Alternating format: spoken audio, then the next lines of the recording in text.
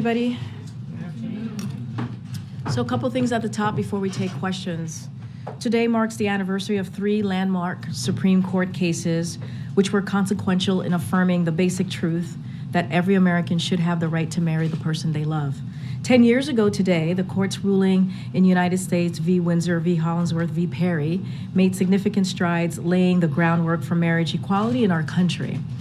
They were followed 2 years later by the Supreme Court's ruling of Obergefell v. Hodges, finally recognizing that LGBTQ+ Americans have a constitutional right to marry who they love.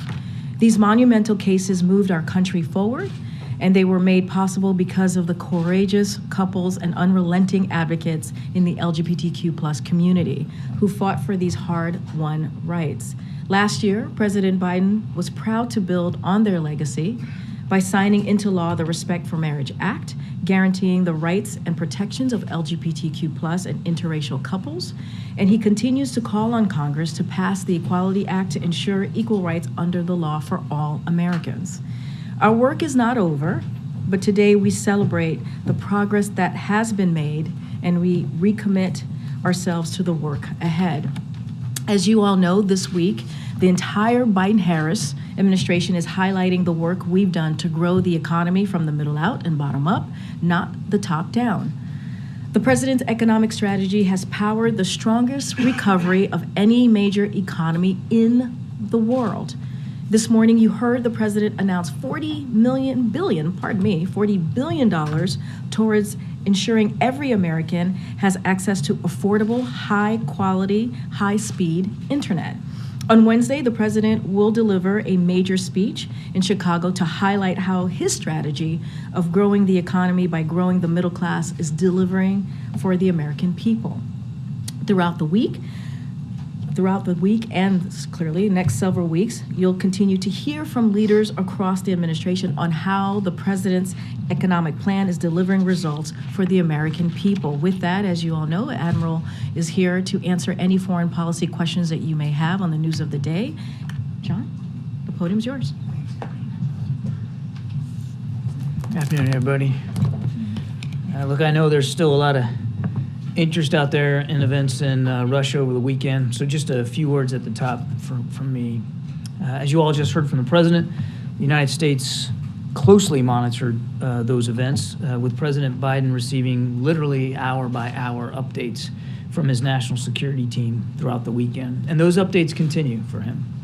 On Saturday morning, the president convened a call with his top national security aides to discuss the developments and any impacts that instability in Russia could have as we prepared for a range of scenarios. And the president also convened calls with many of our allies and partners throughout the weekend, and those calls continue. National Security Advisor Sullivan, Secretary Blinken, Secretary of Defense Austin also spoke with a number of their counterparts as well. Now, as the president noted, it was important that both internally, here inside the administration, and externally, with our allies and partners, including with Ukraine, that we all shared our perspectives on what was going on, and we all stayed on the same page. We also made clear to all our allies and partners that the United States was not involved and would not get involved in these events, and that we view them as internal Russian matters. We delivered that same message to the Russians themselves through appropriate diplomatic channels. I'll emphasize, as the president did just a little bit ago, that it's too early to speculate on the impact these events might have or to reach any definitive conclusions, except one, of course, and that is that no matter what happens next, we're going to stay closely coordinated with those allies and partners, and we're going to continue to stand with Ukraine. As we're speaking here right now, Ukrainian forces are still fighting for their country. They're still trying to claw back captured territory. They're still taking, and they're still inflicting casualties. So whatever occurred in Russia this past weekend did not change those facts. Didn't change the facts for us, didn't change those facts for Ukraine. And they absolutely are not going to change our continued support. So with that, I'm happy to take a few questions.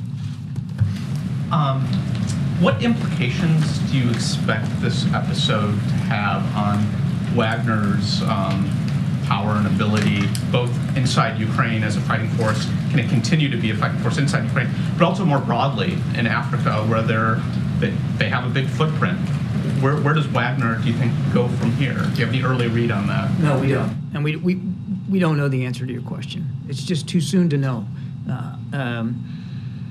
We recognize that Wagner still has a presence in Africa. I think we have worked to hold Wagner accountable. They are listed as a transnational criminal organization. We have sanctioned them. We will continue to take those actions that are appropriate to try to limit their ability to continue to sow chaos and violence wherever it is. But it's just too soon to know after the weekend's events where Wagner goes as an entity or where Mr. Prigozhin goes in terms of his leadership of it. Do you know where Prigozhin is? I don't. Ukraine is warning that Russia has completed preparations to potentially blow up the Zaporizhzhia nuclear power station. Is that your assessment as well? I'm not going to get into specific intelligence. I would tell you that we're watching this very closely, seen that reporting. We have, as you know, the ability near the plant to monitor radioactivity, and we just haven't seen any indication that threat is imminent, but we're watching it very, very closely. And more broadly, as Secretary Blinken said, this has exposed cracks in Putin's power. How concerned are you that Putin could now be more desperate, more unpredictable, to the point that he could take more extreme measures to try and maintain his grip on power? Yeah, I won't speak for Vladimir Putin or hypothesize about what next steps he might take or might not take. I think it's important to take a step back here and remember that the Russians still have tens of thousands of troops inside Ukraine. And that, as I said in my opening statement, there's still active fighting going on. The Ukrainians are still trying to claw back territory. The Russians are still vigorously trying to defend against those efforts by the Ukrainians, and casualties are being taken even as you and I are talking. And I think it's important to remember that. So what we're going to stay focused on is making sure that Ukraine can continue to succeed on the battlefield and not speculate about what this might or might not do on the political spectrum inside Russia. As President Biden said very well earlier, this is an internal matter for the Russian system. Go ahead, John. John, do you see President Putin as being weakened as a result of these events over the weekend? Again, we're focused on what's going on in Ukraine. This is an internal Russian matter. And I think it's important to remember that Mr. Putin still commands a very large and a very capable military. And the bulk of that military is across the border in Ukraine. And that military is defending itself against Ukrainian attacks. And we've got to stay focused on what really matters mostly in front of us, and that's helping Ukraine succeed on the battlefield. And that's what we're going to do. Whether there were U.S.-Russia military-to-military contacts over this? All I can tell you is that we, through various diplomatic channels, conveyed those messages to Russia directly. One, that there was no U.S. involvement here, nor will there be, or would there be, and that we expect Russia to observe its obligations, its international obligations for the protection of diplomatic personnel inside Moscow. Do you have any, Actually, throughout the country. just a last follow-up on that, do you have any indication that Russia thinks that the U.S., the West, NATO, et cetera, were involved? Well, I can't begin to speculate what Russians think or what Mr. Putin thinks. Emphasizing that as Because, the president. yeah, look, we saw some social media activity by Foreign Minister Lavrov, who seemed to allude that some sort of investigation was in the offing at the suspicion of the involvement of Western intelligence services. And I think we could all spare Mr. Lavrov the effort by just making it clear there was no U.S. involvement whatsoever, no Western involvement. I wanted to follow up that as well. Given the emphasis both you and the president have made today, do you think that issue of U.S. involvement, or our ability to know that something was going to happen in advance, contributes to the instability of the moment?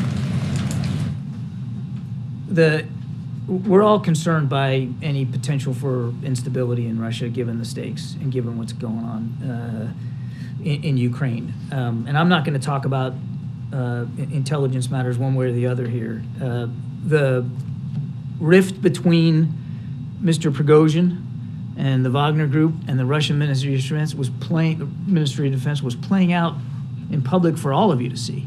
The tensions, the frustrations, the anger, the accusations, all played out publicly. That was no secret whatsoever. Now, what that tension does inside Russia, again, that's an internal Russian matter. What we've got to do is not get distracted by that and make sure that we're focused on supporting Ukraine. I want to follow up on a different subject briefly.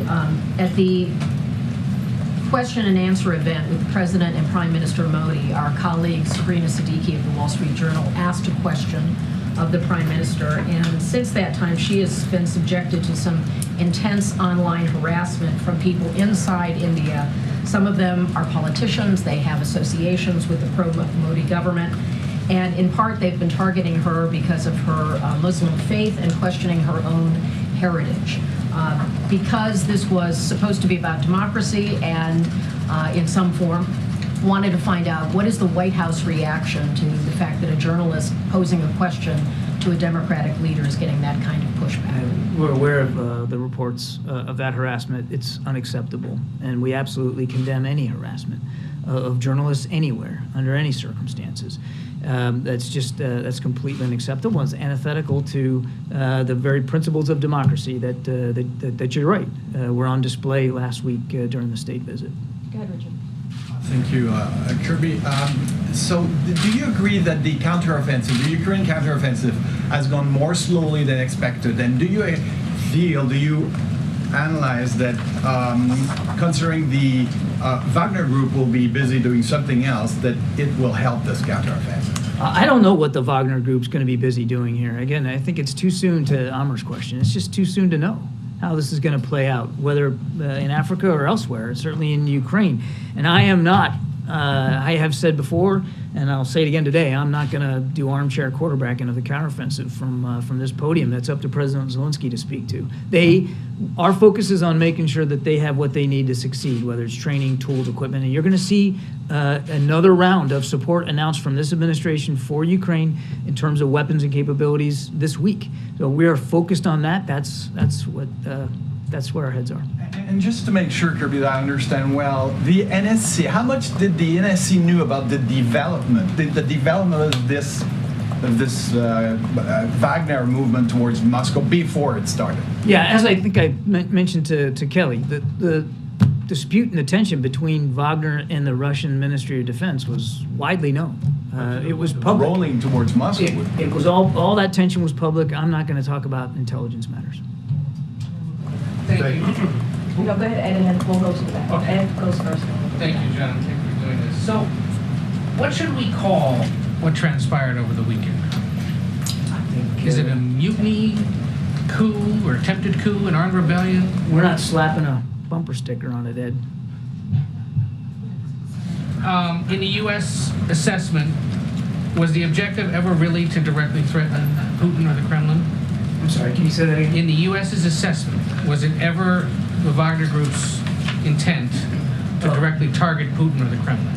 Again, I would let the parties speak for themselves here in terms of what transpired and what motivations there were for these actions. That's not something that we could accurately or even appropriately speak to. What I can speak to is we made sure that we lashed up early and have stayed lashed up with our allies and partners to make sure we all have the same kind of perspective on this and we're approaching it from the same way, and that we made appropriate communications with the Russians about their obligations to protect our diplomats and to make sure that they knew we weren't involved. You were describing early attempts to communicate with the Russians about what happened. Did they respond in real time to any of that outreach?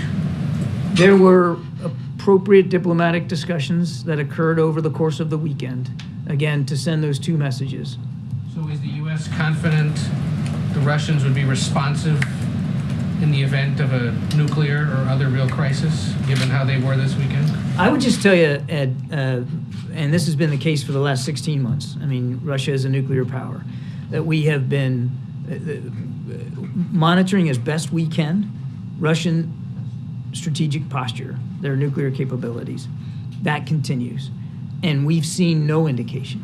Outside of the blustery rhetoric, we've seen no indication that there's any intent to use nuclear weapons inside Ukraine. And I can also assure you that we've done nothing, we've seen nothing that would compel us to change our own strategic deterrent posture. But just given how the interactions went over the weekend, you're confident they'd respond in real time if there was some other kind of We crisis? had good direct communications with the Russians over the course of the weekend. It's our expectation that that would be able to continue going forward. Just to button up real quick, given all that interaction this weekend, what you guys have seen, can you say right now who's in charge of the Russian military? The Russian military, I mean, first of all, I wouldn't, it's not my job to speak for another military, but there's absolutely no indication that there's been any changes that we've seen in the chain of command for the Russian military forces. John, in the back. John. Thanks, Corinne. John, the NATO summit is just a few weeks away.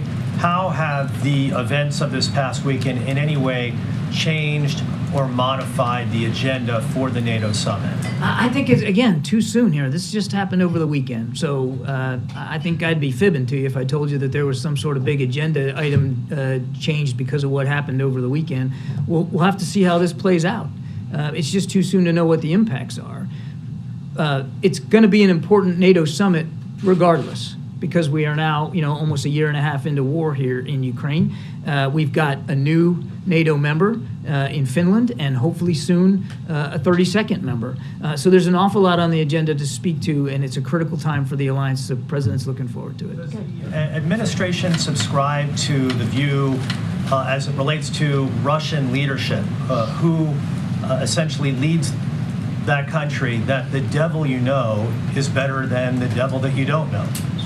I'm not sure I completely understand the question, but let me tack it this way, and if I'm wrong... I can try a little bit. Okay, because you lost me there a little bit on the devil stuff. Well, I'm sorry to get into that. I was just simply saying, would you prefer to have Vladimir Putin leading Russia, or an entity like the Wagner Group, or someone named from the Wagner Group leading the Russian government? We believe it's up to the Russian people to determine who their leadership is, and we would prefer to see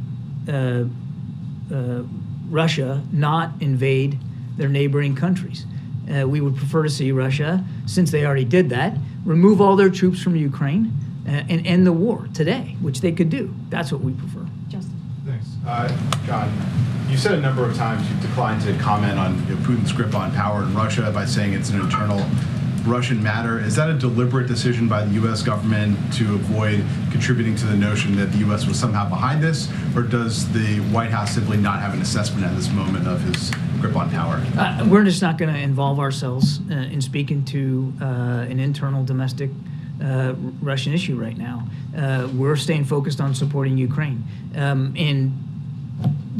I just want to disavow you of any idea that the reason why we're saying we weren't involved has something to do with not wanting to comment about the situation in Moscow and Mr. Putin's leadership. It was important to say it on the face of it, that we weren't involved, and we have no intention of being involved. What we are going to be involved in is supporting Ukraine. There's been Brent crude increase this morning. There was higher European natural gas prices. How closely is the administration monitoring potential energy price shocks as a result of instability in Russia? Been watching it since the beginning of the war, actually before the beginning of the war, and we'll continue to do that. April. John, I want to kind of get into the weeds off of Jeff's question on weakness.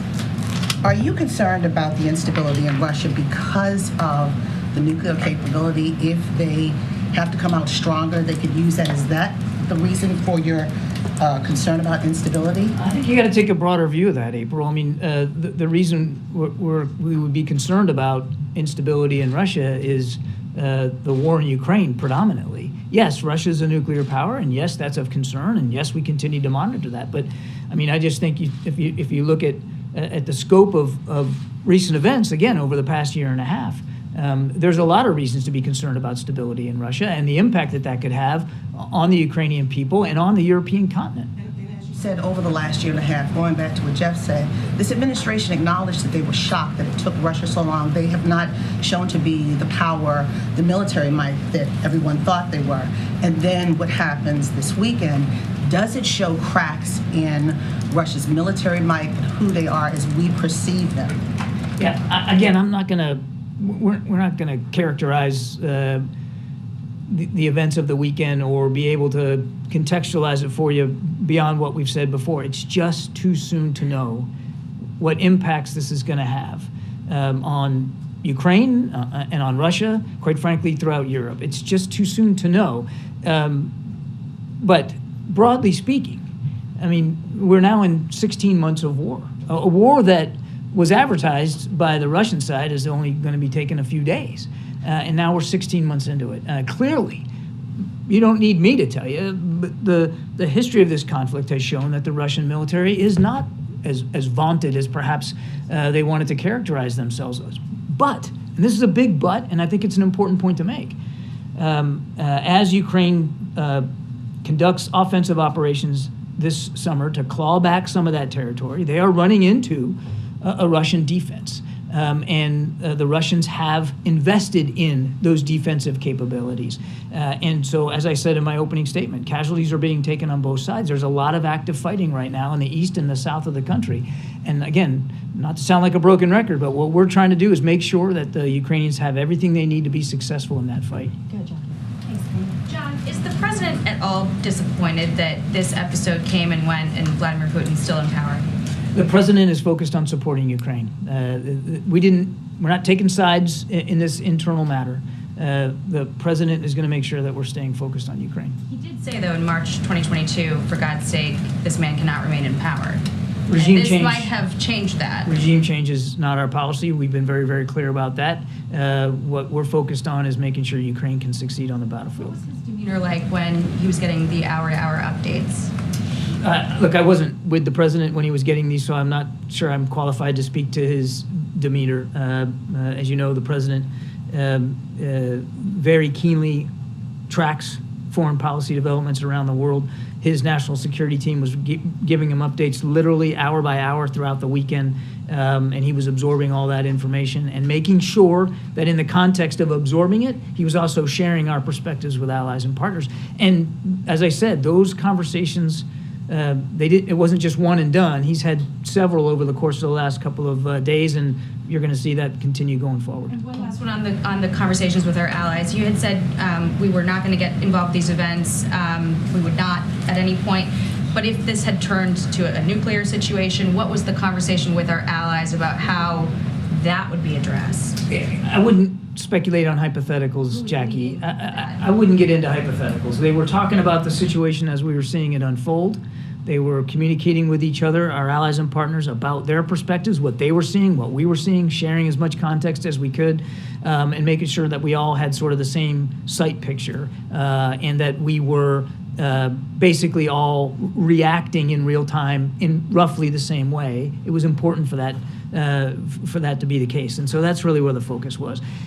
On the nuclear thing, I mean, again, I'm not going to hypothesize here, but we continue to watch this very, very closely. We've seen a lot of reckless rhetoric coming out of the Russian side. We watch it closely. We just have seen no indication that Mr. Putin has any intention of using nuclear weapons inside Ukraine or anywhere else for that matter. And I can assure you we have done nothing to change our own strategic deterrent posture when it comes to that potential threat. John, just on Prigozhin's status, does the U.S. have any assessment on whether his safety was ensured as part of this deal, or is there a belief that his life could be in jeopardy? We don't know the parameters of this deal. We weren't a party to it. I'd point you to the parties to it to speak to the details of it. We just don't have visibility on that. And then just in terms of the war itself, do you have an assessment of just how much, to what extent the Wagner's forces have been diluted in Ukraine and what that might mean for the Ukrainian troops? Diluted with a D or diluted with a T?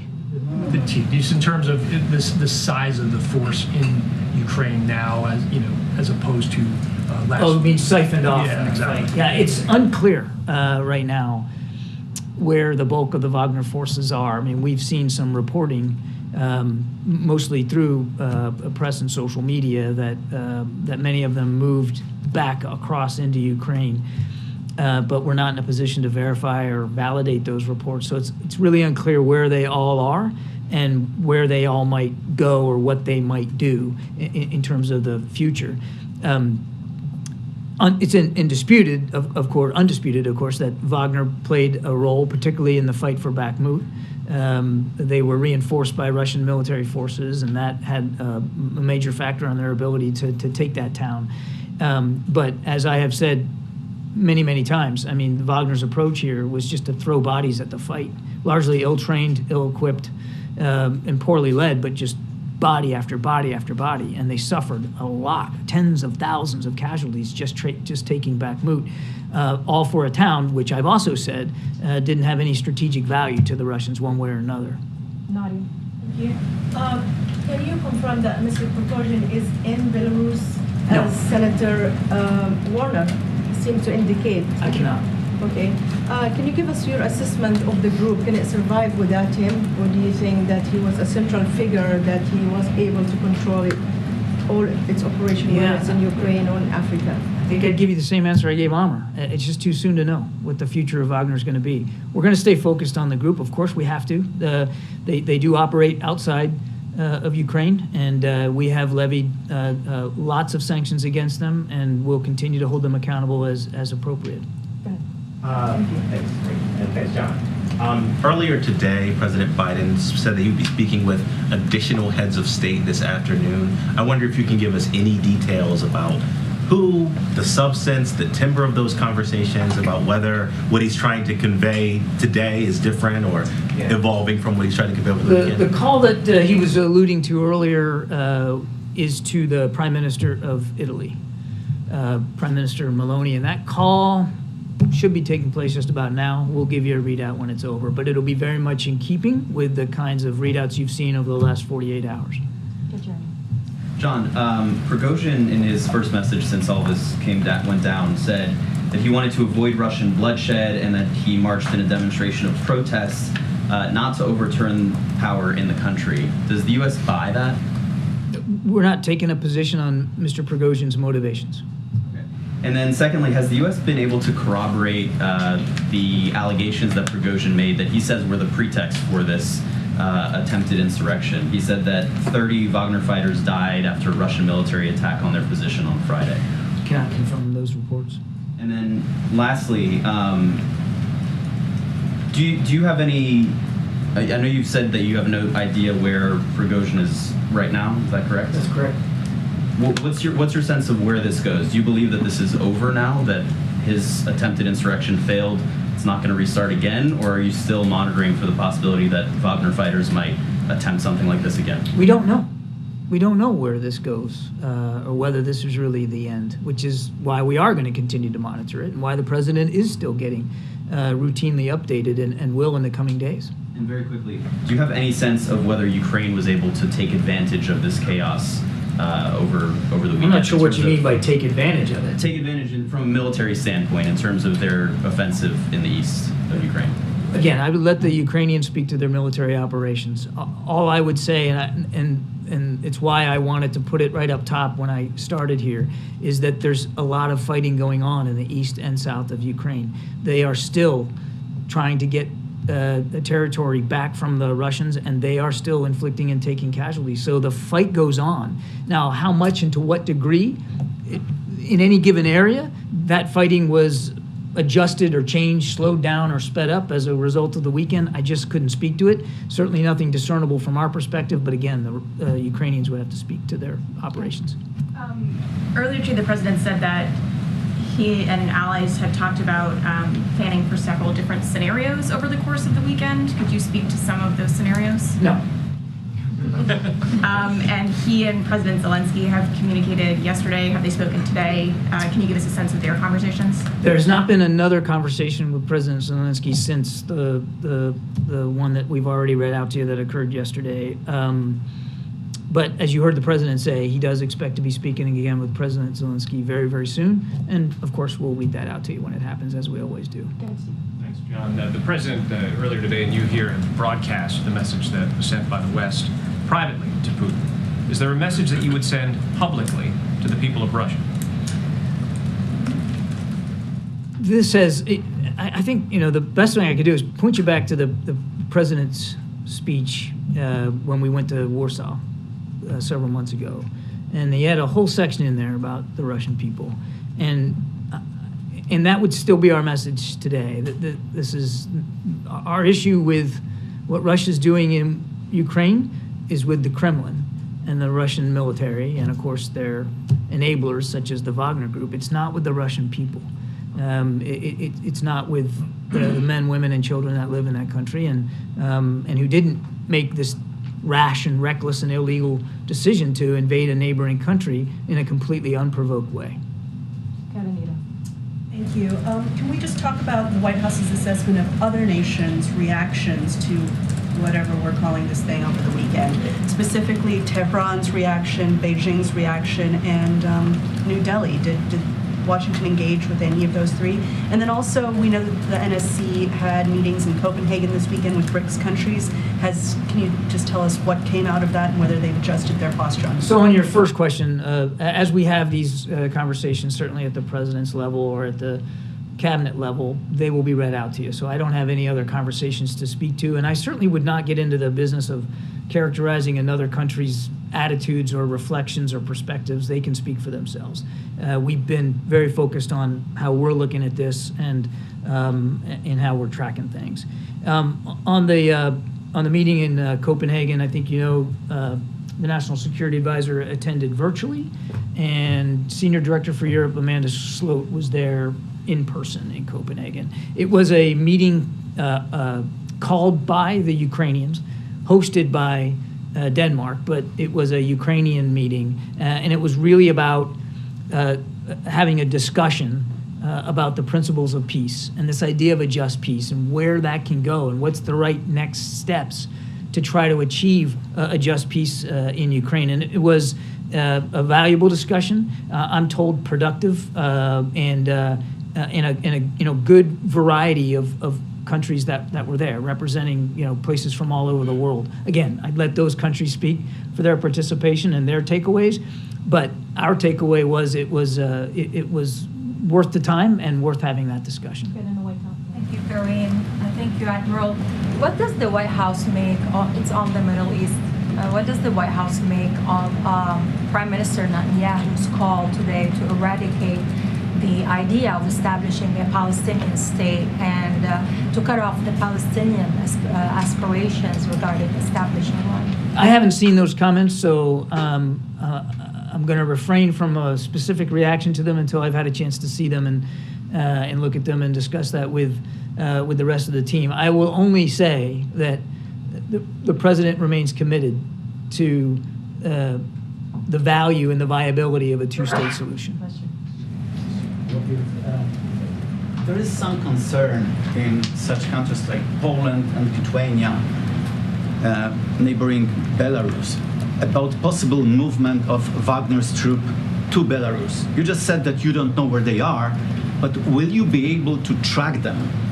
And if there is a movement of Wagner's group's soldiers to Belarus, would it require strengthening eastern flank of NATO, just in case? And on another topic, is there any movement on Sweden's membership to NATO? Are there any signs that may suggest that Sweden may join NATO before Vilnius summit? The president's still optimistic that they will. And we look forward to welcoming them in the alliance. The conversations between Sweden and Turkey continue. We encourage that dialogue, and we hope that it'll very soon come to a positive conclusion. On your first question, we just don't know what the future is here for Wagner and where those troops are going to go, what they're going to do. We just don't know. So this idea of tracking them, I mean, I couldn't begin to answer that question for you with specificity. What we are going to track is what's going on inside Ukraine. And we're going to make sure that we're also in constant communication with the Ukrainians about what they need to be successful. That's where the focus is. Now, on your question about the eastern flank, we have already bolstered the eastern flank. President Biden ordered an additional 20,000 American troops to the eastern flank of NATO, and they have stayed there. So we now have about 100,000 American troops on the European continent, the most since World War II, and that's a significant presence. And we're going to continue to evaluate that with our allies along that flank. To if we have to adjust, we'll adjust. But there's already been a significant contribution by the United States to the eastern flank of NATO. Concerns about security of NATO summit in Vilnius if Wagner's troops move to Belarus?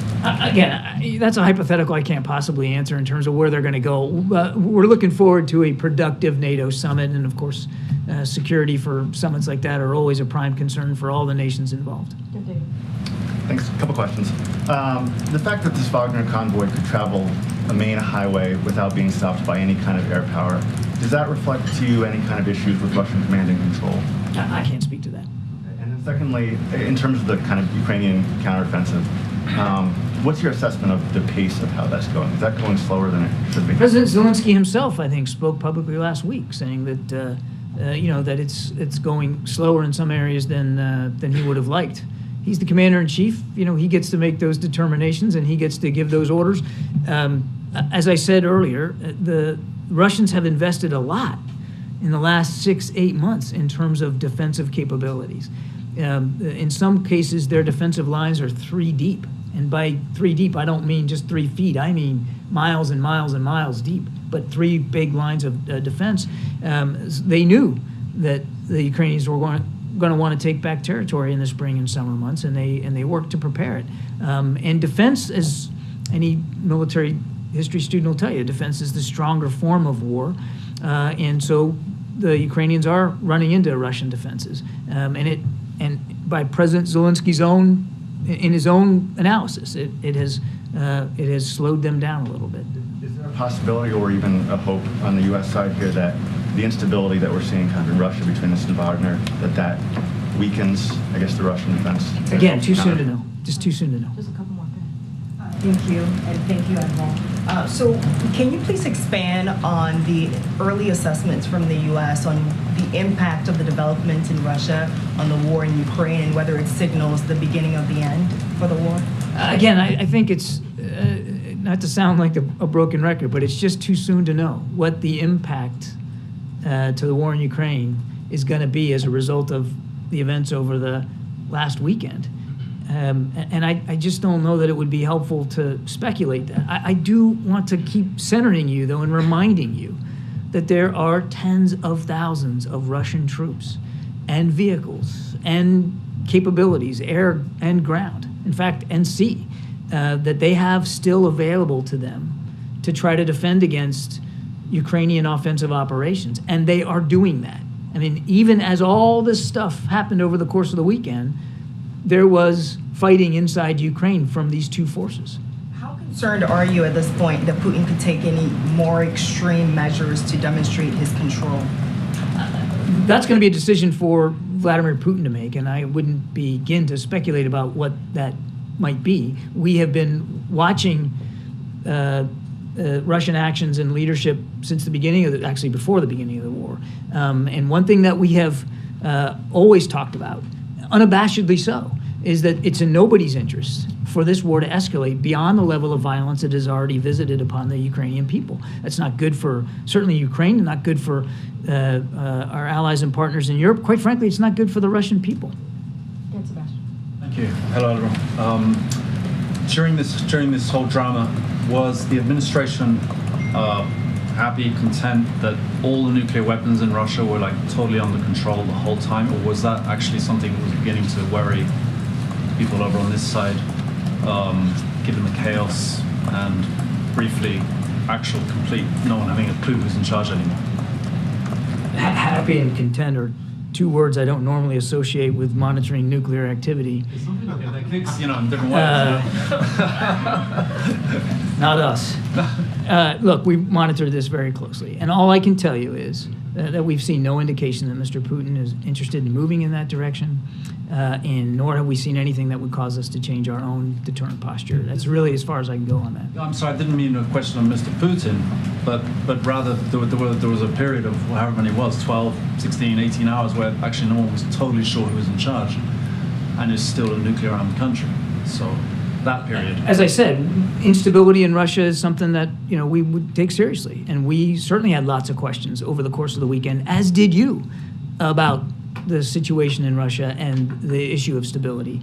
And we did have, and were able to have, in real time, through diplomatic channels, conversations with Russian officials about our concerns. I just have to leave it at that. Given the role that Belarus appeared to play, at least in ending this uprising, does that give any new insight from your vantage point on the relationship between Putin and Lukashenko?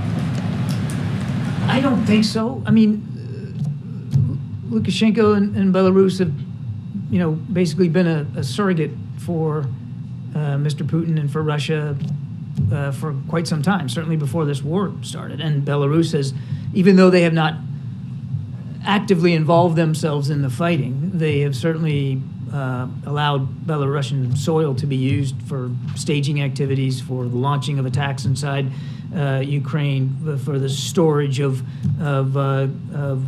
Russian capabilities. I mean, they have been an enabler for Mr. Putin. So I don't know that there was a lot of shock or surprise that Mr. Lukashenko got involved. But again, I'd let those parties speak to that. Last question, Wayne, about me. Thank you, Corinne. Thank you, John.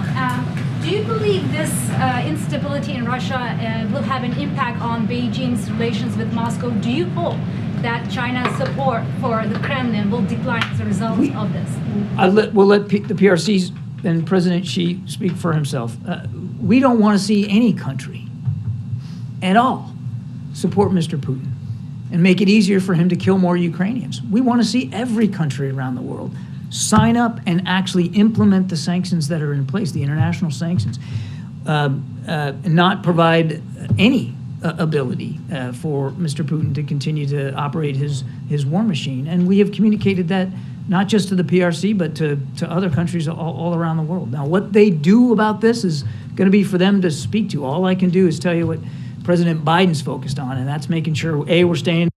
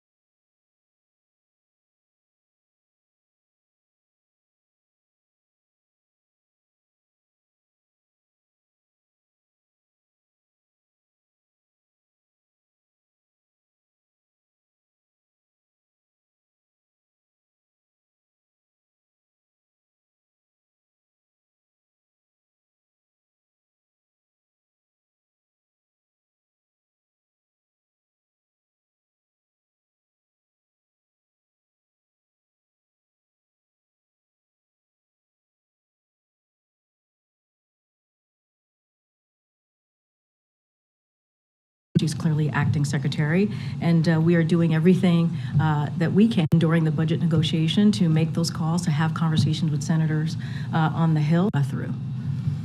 Good job. Karine, to follow up on the press freedom issue that you touched on, can you give us a sense of the discussion between President Biden and Prime Minister Modi about that? What did they discuss, and what did President Biden say to him about not only press freedom, but the other human rights issues that are so clear in India right now? So as we've said many times, the president will never shy away on having those conversations with a world leader, a head of state, when it comes to human rights. He has done that throughout the past 2 years, and through his career as a vice president, certainly as a senator. Not going to get into private conversations, but I think we have made ourselves very clear here on our view, and I'll just leave it there. Did the president accept Prime Minister Modi's answer to Sabrina about the human rights issues and attacks on Muslims and others in his country? You know, we were asked this question last week on Friday, and I think that is for the Prime Minister to answer, and for all you all to critique or write about it. I'm not going to discuss that from here. What I know is that we are committed. We are certainly committed to the freedom of the press, which is why we held a press conference last Thursday, which is why we thought it was important for you all to hear from both, not just from the president, but also from the Prime Minister, and for journalists to be able to ask a question. Thanks, Karine. I wanted to ask you about this new Bidenomics messaging push. Can you just give me a sense first of, how did you guys coin that phrase, or why did you decide to go with that branding going forward? You don't like Bidenomics? No, I'm just asking. I'm curious. I think it's pretty clever. It's pretty good. It makes good sense, Bidenomics, right? It kind of flows off the tongue really well.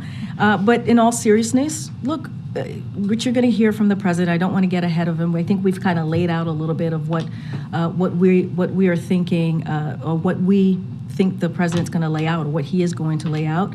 Certainly it's a vision, right? It's a vision about growing the economy from the middle out, the bottom up. You hear us say that over and over again, because we believe that trickle-down economics does not work. And we have seen that over and over and over again. And what we have seen, even before the pandemic, is we've seen Americans and American families being left behind.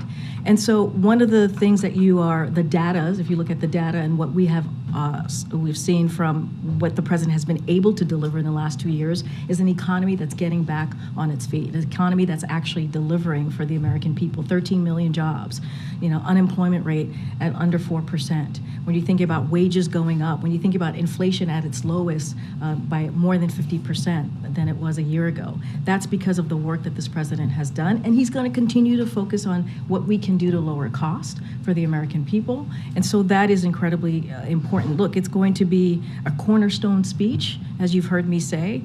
It's going to be an opportunity to talk about the historic progress, right, as we're talking about implementing those historic pieces of legislation. And so all of those things go hand in hand. And we believe that that is the vision of the president, and hence Bidenomics. Well, one of the reasons I ask is because, the latest CNN polling showed that just 34% of Americans approve of the president's handling of the economy. So is there a risk that this new branding could backfire? And are you confident that this new messaging push is going to change Americans' opinions of the president's handling of the So economy? we believe our job is to continue to speak to the American people, to lay out what it is that the president is doing on behalf of American families. And that is important. And we have the data to prove it. We have the numbers to show that his economic policy has indeed worked. Look, I kind of talked about this moments ago. This has been a challenging time for Americans, right? You had the pandemic. We just had my colleague here talk about the war that Mr. Putin has started in Ukraine, and what that has done to inflation, not just here but around the world. So we know that the American people they're dealing with a lot. But what we believe is that we have done the work. And we have shown that inflation has indeed come down. It is still too high, and so the president's going to talk to that. He's going to speak to where the Americans people are, and he's going to make sure that we lay out what is it that we have been able to do in a historic fashion to deal with what the American people is currently dealing with. But look, 13 million jobs, again. When you think about how Americans feel better about their personal finances, that is important. When you think about wages are going up, when you think about the really good paying, millions of good paying jobs, that union jobs that his policies are going to create, all the things are really incredibly important. So the president's going to continue to speak to that.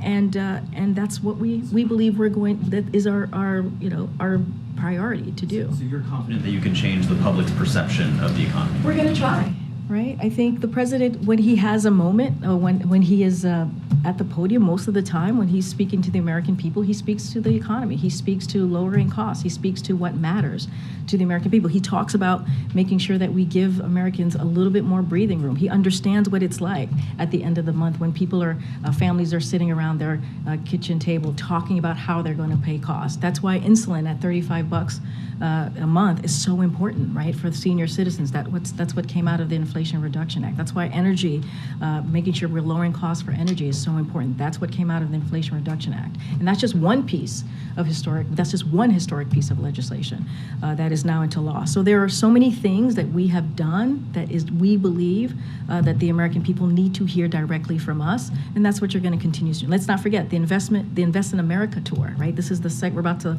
launch the second part of that tour where cabinet secretaries, you're going to see the principals are out there talking to the American people. So we believe it is important for us to do that, and that's what you're going to see.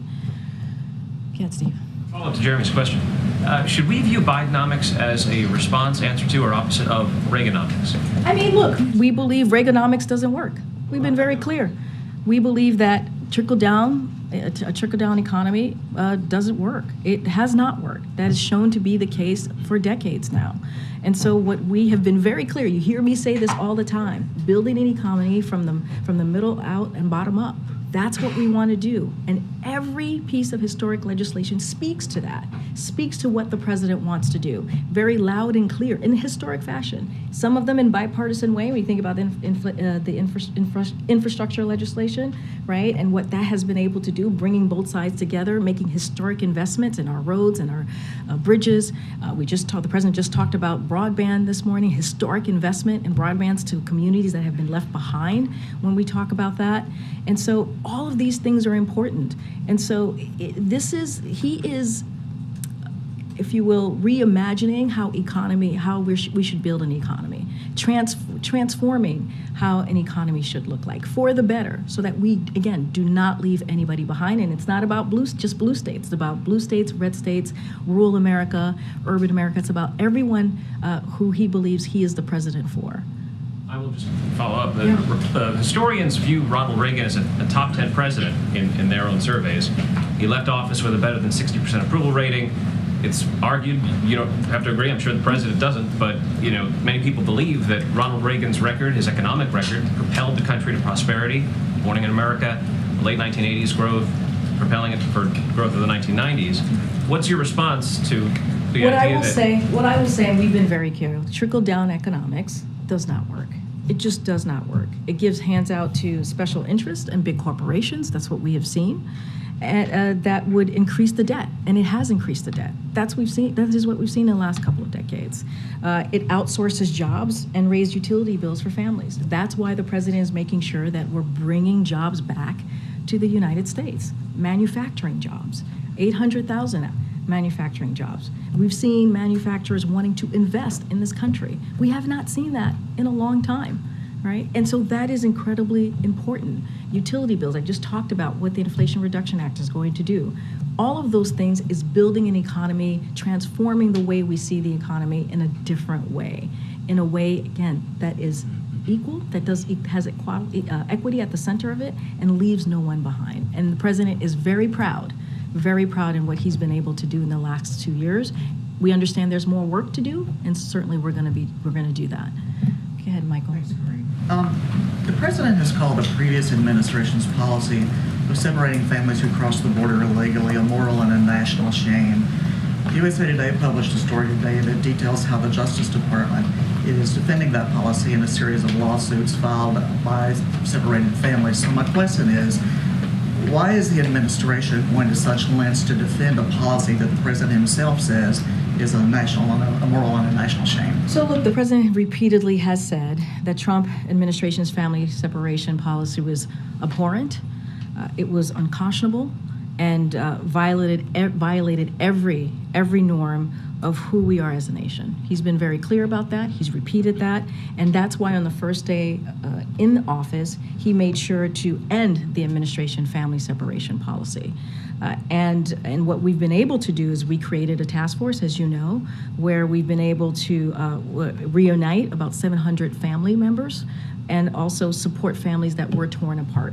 And so we're continuing to do that work, and certainly that is not going to stop. Again, that's why we put together the task force. That's why we ended that very hateful policy. So when it comes to DOJ and what they're doing and how they're moving forward on a litigation, I'm just not going to comment from here. But our actions policy-wise in the last 2 years, making sure that we reunite families, we still have that task force going, making sure we're supporting those families that were torn apart, ending that policy, I think speaks for itself. I'm just not going to get into the Department of Justice and what they're doing. Okay.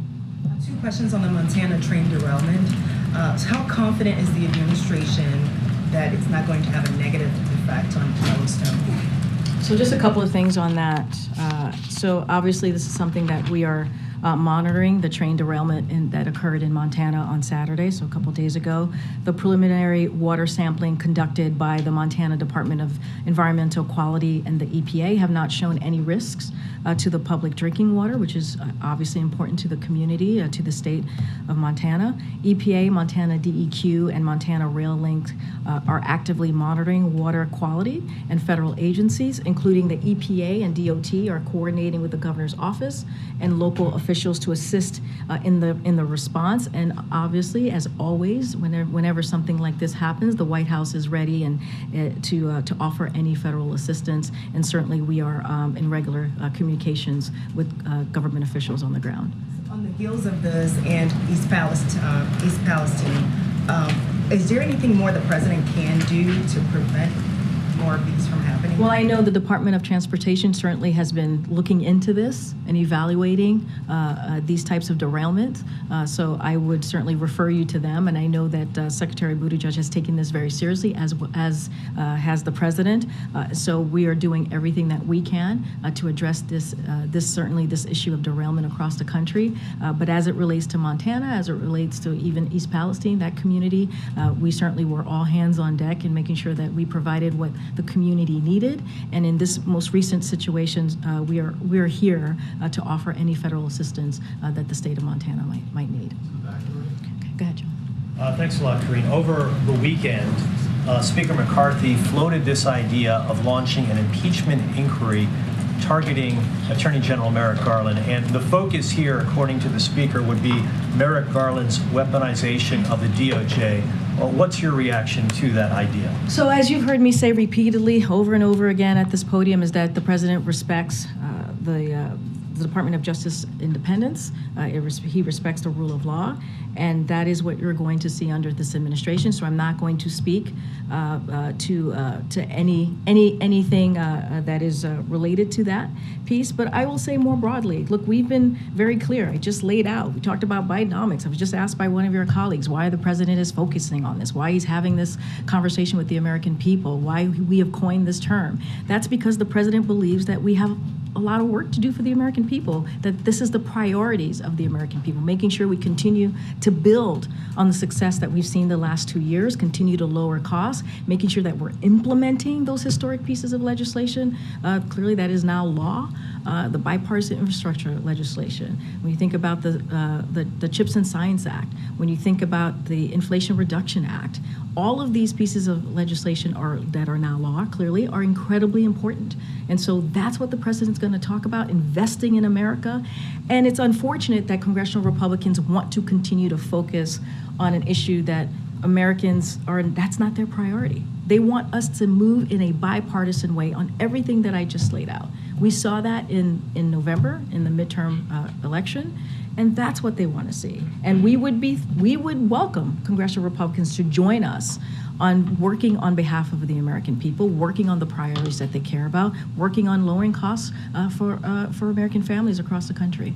If the Republicans Republican-led House goes down this path, they have the numbers, if they wish to do so, to impeach the Attorney General. They don't have the numbers, however, just based upon the makeup of the Senate. Would you say, Karine, that this is a waste of time on the part of congressional Republicans? What I will say is basically what I just laid out seconds ago, John. It's just this is not the main priority of American families. They want us to come together in a bipartisan way to work on the things that they truly care about. When it comes to the Dobbs decision, right? When it comes to reproductive rights and reproductive health care, when it comes to making sure that we are working and focusing on lowering costs for American people. That's what they want us to see. That's what they want us to come together in a bipartisan way to deliver, to build on the successes that this president has done the last 2 years. Good. Thank you, Karine. I've got two quick questions.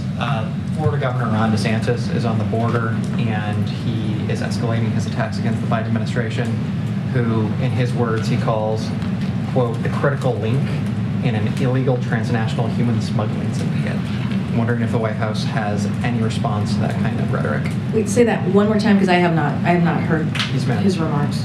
The governor says that the White House, in his words, is the critical link in an illegal transnational human smuggling syndicate.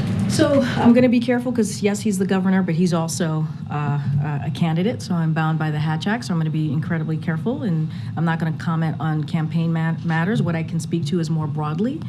And, I will remind you that congressional Republicans just voted. Literally, they just voted a few weeks ago, a month ago, for the biggest border security cut in history, the biggest cut in history when it came to the Default on America Act. That's what that was. Part of that act was to cut border security, and that's what they voted on. And meanwhile, what this president has done, he has secured record funding for border security. He has record number of agents and officers securing our border and is implementing policies that have resulted in significant drop in unlawful border crossing since Title 42. That is what the president has done. And so, I'm, again, going to be very mindful in how I respond. But speaking more broadly, I would say the question is to not us, but it is to congressional Republicans and what they have done to make this situation even more difficult by cutting the budget for by voting to cut the budget for border security and not supporting this president in what he's been trying to do. Question. It's not unusual for presidents to invite members of their family to official White House functions, like the state dinner last week. I'm curious, though, in light of some of the recent legal controversy, if the president communicated to members of his family not to conduct business on White House grounds. Can you tell us about any kinds of guardrails that are up? So look, I'm going to be, again, very mindful because this is all connected to a case that the DOJ is currently overseeing. So I'm not going to comment on that specifically, but as you know, and we have laid out very early on in this administration, when it comes to ethics, when it comes to how we all kind of move about and how we respect clearly the government ethics here. This is an administration that has been incredibly transparent on that and has put some very strict rules. And so I can speak to that. I can speak to how the president has moved forward in making sure that the people who work for him and himself are held to kind of a strict course of action. But I'm not going to speak to anything that's related to the case. I'm going to anything about guardrails for the president's family? I'm just not going to speak to anything that's related to this case. Do any guardrails exist? I'm not going to speak to anything that is related to this case. As you stated, there are we've had when it comes to ethics, we take that very, very seriously here in this administration. Thank you, everybody.